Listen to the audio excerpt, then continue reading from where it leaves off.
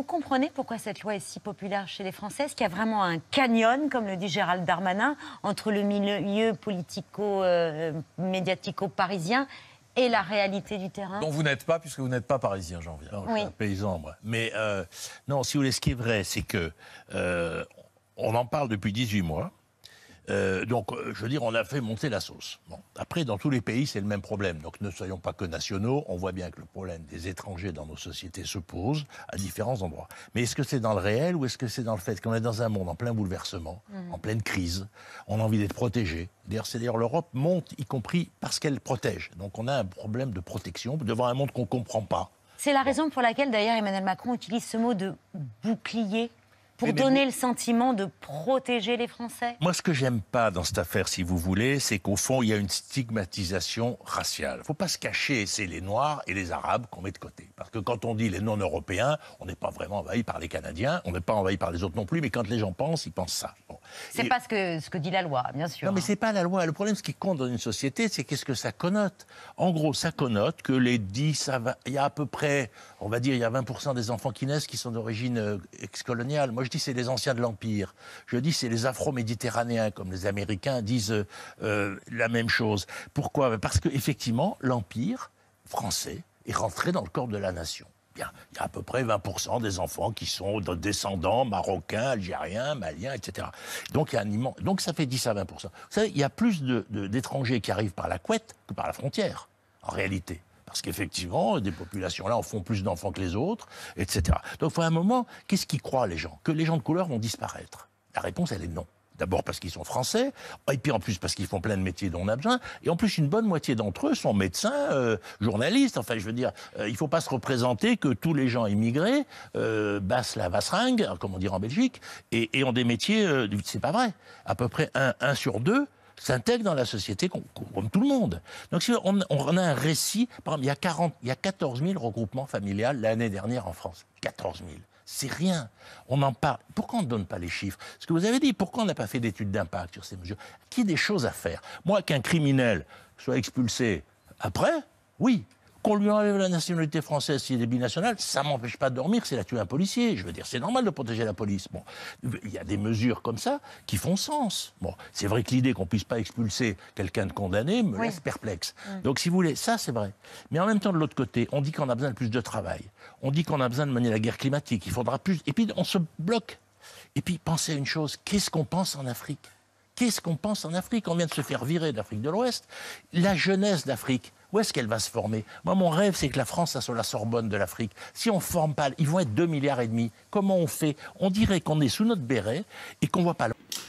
Bonjour les amis, je suis Eddy Chifele, entrepreneur en France et en République démocratique du Congo. Aujourd'hui, je viens vous voir avec un sujet encore important. Comme d'habitude, sur cette chaîne, on partage des sujets, on parle des sujets hyper importants qui vont demain faire rêver les Africains et leur permettre d'aller de l'avant. Parce que, comme je le dis ici, si l'Afrique est pauvre, c'est parce que nous, Africains, nous sommes pauvres. Le but de cette chaîne est d'aider les Africains à accéder à la liberté financière, à la richesse et faire développer l'Afrique à travers cette richesse-là. La richesse, ce n'est pas uniquement l'argent, c'est aussi de la connaissance, c'est du savoir, c'est de l'expérience, l'expertise et surtout le savoir-faire. Donc, on va parler de la France qui est en train de tout visser depuis un moment. Pourquoi? Pourquoi la France a décidé de serrer la ceinture à ce point contre les Africains? Est-ce à cause des récentes rébellions? Est-ce à cause des coups d'État qu'il y a eu récemment? L'intention du Mali de pouvoir fermer les portes à la France, du Burkina, du Niger, tout ce qui se passe en Afrique, tous les coups d'État qui sont en Afrique, est-ce que c'est tous ces coups d'État qui sont aujourd'hui à la cause du fait que, en France, le Parlement, le Sénat, a décidé de visser, de serrer la ceinture, d'accentuer la suppression des avantages qu'avaient les immigrés, les Africains en France? C'est ce qu'on va voir dans cette vidéo. La première chose, c'est que nous savons que la France était l'un des seuls pays au monde où on avait le droit du sol. C'est-à-dire que on avait la nationalité française dès qu'on naissait en France. Cette loi a été arrêtée en 1993 par rapport à la loi Pasqua, qui avait autorisé aux enfants d'acquérir la nationalité uniquement dès qu'ils avaient atteint un certain âge et plus dès leur naissance. Donc cette liberté-là avait été enlevée aux immigrés. On a vécu avec, jusque là, les enfants devaient attendre d'avoir leurs 18 ans, donc l'année de leurs 18 ans, pour demander leur nationalité. Aujourd'hui, avec la loi immigration, cette loi a été accentuée et les enfants doivent demander leur nationalité à 18 ans. C'est-à-dire que le droit du sol, en fait, n'existe plus.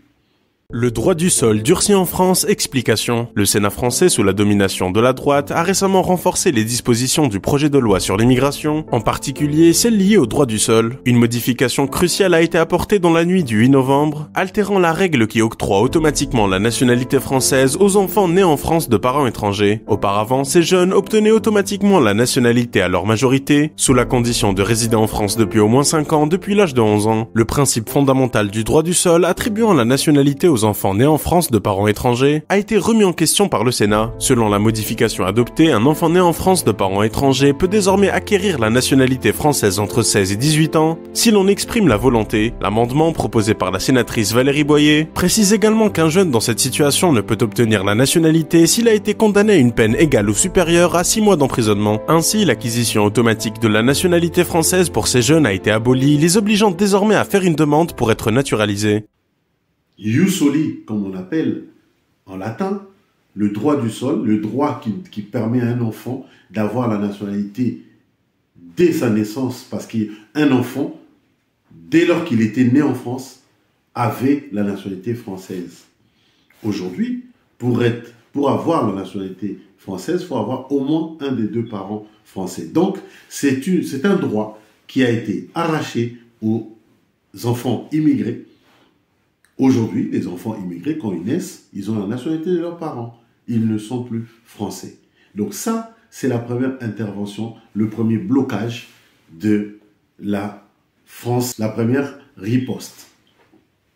La deuxième, ce qu'on constate, c'est vraiment que depuis la fin de la suprématie française en Afrique, la France aujourd'hui, un autre élément qui montre le durcissement de la France par rapport aux Africains, c'est la suppression de la CAF. Ce qui vient de vous être présenté par Mme Eustache-Brinio a le bon goût d'être le même amendement que celui présenté par les rapporteurs. Je dois avouer que je dis ça avec prudence, puisque je sais à quoi je m'attends, puisque effectivement, c'est le grand retour de l'appel d'air, puisque la disposition qui vous est proposée est conçue comme une disposition anti-appel d'air, en décalant de 5 ans le moment à partir duquel la personne entrée sur le territoire pourra bénéficier de nos aides. Donc j'imagine assez le type de grief ou de reproche auquel nous allons nous exposer. Les motifs de l'amendement sont très clairs. Et il nous semble, en termes de solidarité nationale, qu'il n'est pas scandaleux de fixer un délai de franchise, de viduité, je ne sais pas comment l'appeler, avant que le plein bénéfice des dispositions sociales dites non contributives ne soit acquise à l'étranger. Je vous remercie, Monsieur le Ministre. La France a accordé aux étrangers de pouvoir, lorsqu'ils effectuent un travail dit difficile, c'est-à-dire le travail que les Français eux-mêmes ne font pas, dans la sécurité, dans le nettoyage, dans les restaurants, de pouvoir bénéficier d'une carte de travail. Par contre, après avoir eu le droit de résider en France, donc d'avoir eu une carte de résident, ces immigrés doivent payer leur loyer sans bénéficier de l'aide pour le logement, c'est-à-dire l'APL. Donc, ils n'ont ni APL, c'est-à-dire ils vont payer plein pot leur logement. Vous avez un logement de 800 €, vous payez 800 €, vous n'avez aucune aide. Vous n'avez pas de CAF, c'est-à-dire l'aide par rapport aux enfants. Tant que vous avez fait moins de 5 ans en France, vous n'avez pas accès à ces aides-là. Donc déjà, qu'on leur avait enlevé l'AME, c'est-à-dire l'aide médicale d'État, on leur enlève encore le droit d'avoir l'aide pour le logement, donc l'APL, et la CAF, l'allocation familiale, qui permet de pouvoir aider les familles à subvenir aux besoins des enfants. Donc, on voit bien que la France est en train de durcir cette légèreté, ces facilités accordées aux étrangers. Non pas parce que la France n'a plus les moyens, pas parce que la France n'a pas d'argent, parce que cet argent que la France distribue, c'est l'argent qui vient du contribuable, des travailleurs. Ces mêmes immigrés qui travaillent, qui se lèvent à 6 h, à 5 h du matin et qui rentrent chez eux très tard. Donc, ces immigrés contribuent pour que cette même CAF qui est reversée aux Français soit possible. Mais les immigrés, les étrangers, les Africains sont désormais privés de cette aide pour laquelle ils contribuent. Mais ce n'est pas tout, car le 19 décembre dernier, le Sénat a adopté le fait que, dans la loi immigration, les demandeurs d'asile soient traités urgemment, rapidement, c'est-à-dire en général entre 2 et 3 mois. Accord majeur des 27 sur la migration et l'asile, renforcement des frontières et refonte du règlement de Dublin.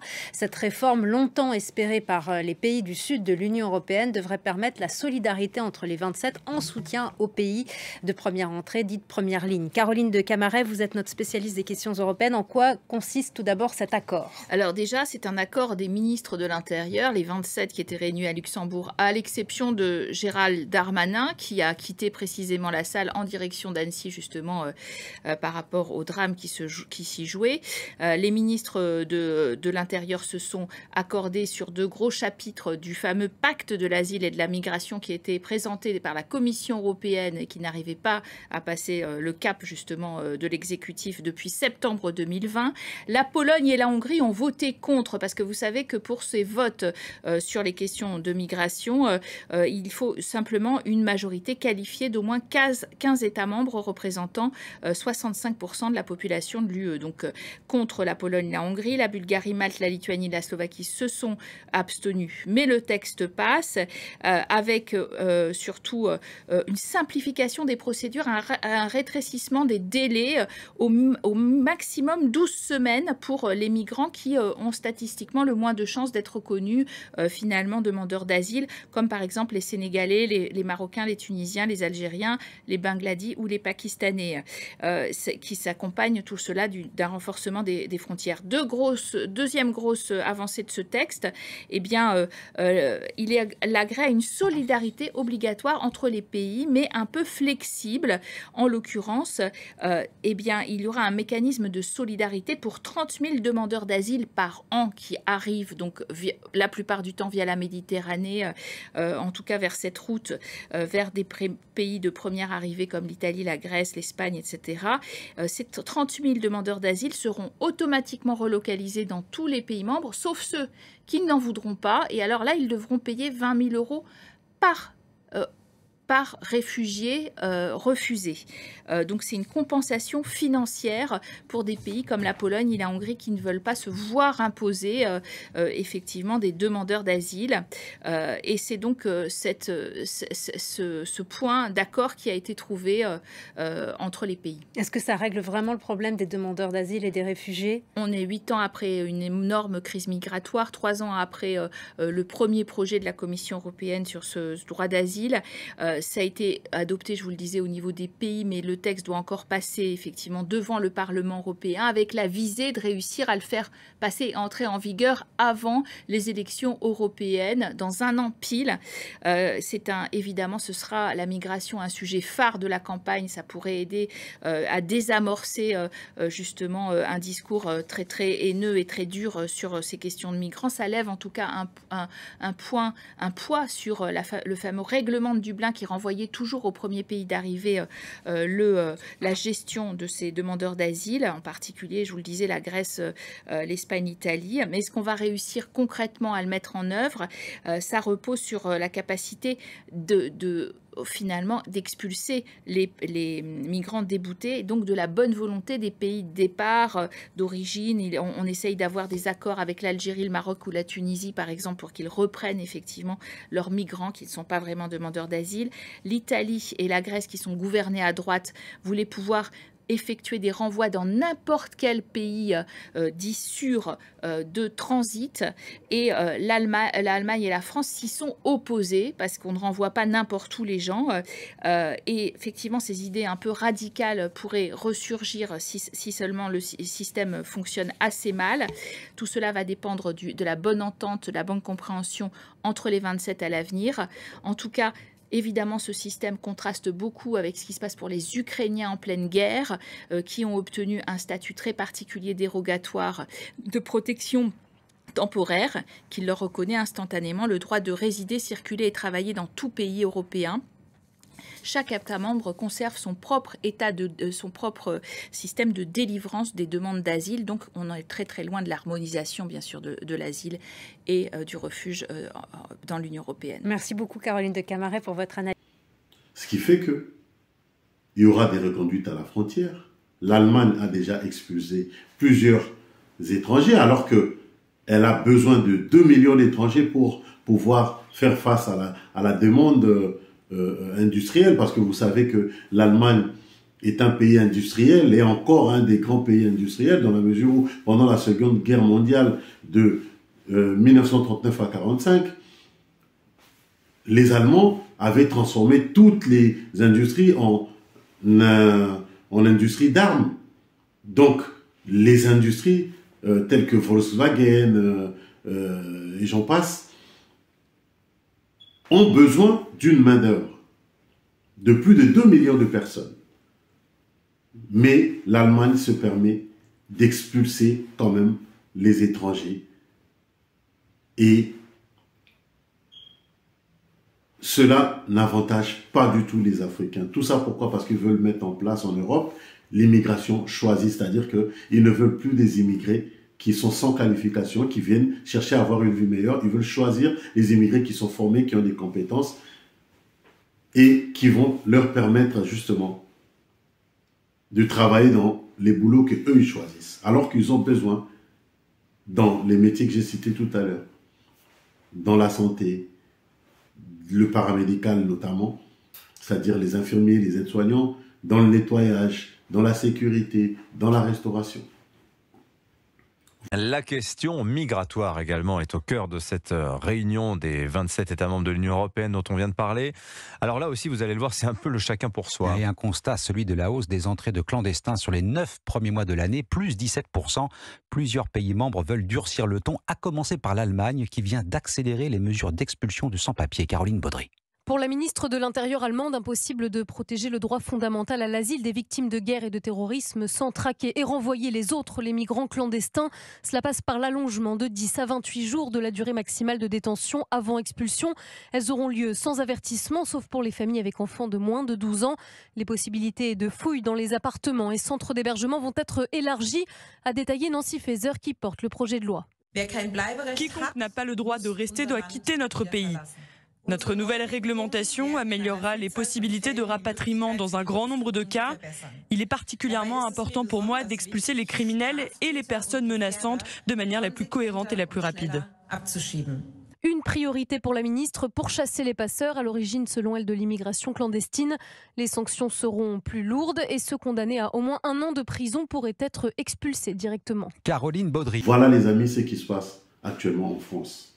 Donc quand on dit, je l'ai déjà fait ici longuement dans cette chaîne, il faut qu'on se réveille et qu'on se concentre sur l'Afrique. Parce qu'aujourd'hui que l'Europe est en train de fermer ses portes, aujourd'hui que l'Europe est en train de visser, si on n'a pas préparé l'Afrique, on ne saura pas s'en sortir. Le jour où l'Europe décidera de fermer totalement, de bloquer toutes les aides, de bloquer toutes les conditions, tous les avantages que les Africains ont ici, où irons-nous? Comme on dit, on est toujours mieux chez soi que chez les autres. On est toujours mieux chez soi que chez les autres. Qu'est-ce qu'on attend pour arranger chez nous? On attend qu'on nous fasse un grand balai, qu'on nous vire totalement, qu'on nous enlève toutes les aides pour que nous-mêmes, on puisse se mettre au travail chez nous pour arranger les choses. Parce que tant qu'on n'arrangera pas chez nous, on sera toujours pris au dépourvu, on sera toujours traité comme cela. Donc les amis, on va passer des fêtes de réveillon. Je vous souhaite une très bonne année 2024. Par contre, n'oubliez pas que tout ce qu'on vit aujourd'hui, là où on est partout dans la diaspora, en France, en Europe, en Australie, en Afrique du Sud, on n'est pas chez nous. Chez nous, c'est l'Afrique. Et tant qu'on n'aura pas réparé la maison Afrique, on a du travail à faire chez nous et personne ne le fera pour nous. Tout ce que nous ferons nous ramènera à nos patries, à nos pays. On a le confort en Europe, en Occident. On roule en voiture, on prend le train. Mais quelles sont les personnes qui ont inventé ces trains, qui ont construit ces trains, qui ont eu l'idée de faire venir les gens qui font les trains? C'est pas nous. Tout est fait ici. Mais chez nous, qui va le faire? Qui va le faire pour nous d'abord? Qui va le faire pour nos enfants, nos petits-enfants, nos arrière-enfants? Alors les amis, je vous laisse réfléchir à cette idée. Car en 2050, comme je l'ai aussi dit sur cette chaîne, la population mondiale va doubler. La population africaine, en général, jeune, va doubler. C'est une force. C'est à nous, Africains, de créer les moyens aujourd'hui pour qu'en 2050, nous puissions donner du travail à nos frères et sœurs. Parce que si on attend que les Libanais, les Indiens, les Chinois, les Européens viennent leur donner du travail, la main qui les nourrit, c'est la main qui va les contrôler. Ils seront sous contrôle d'autres communautés, sauf la nôtre. À bientôt sur la chaîne Le Rêve Africain.